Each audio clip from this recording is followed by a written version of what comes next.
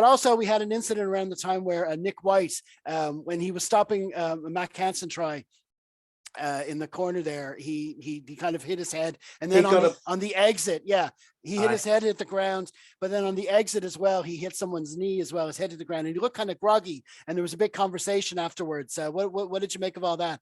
Do you think he should have stayed off?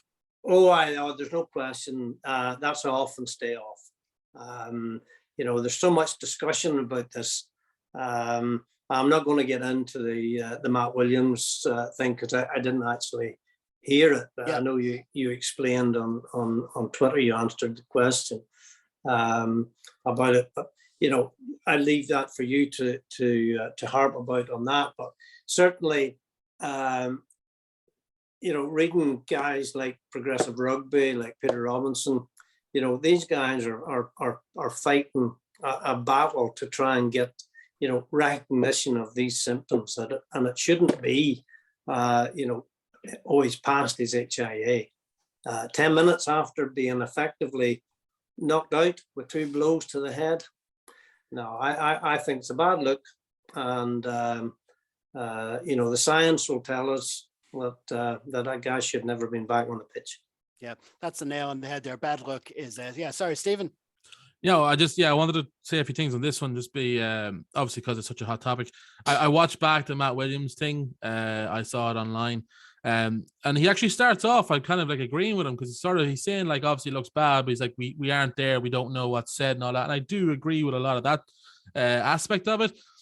Then he goes off on like a tangent, and I don't know, he just loses us completely, which is whatever. But anyone who's familiar with rugby and also familiar with the NFL, a few months ago we saw the really bad side of this. So there's a quarterback from Miami to Tagovailoa, I think his last name. Apologies, I probably butchered that. But he gets a concussion. Yeah, we'll get into pronunciations probably in a little bit.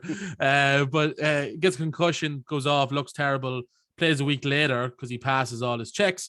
And then after that game comes out that they completely messed it up, should never have played, was badly concussed. And this is from the NFL, which is a much bigger organization than World Rugby is. And has had a lot of litigation as well. They messed it up. Yeah.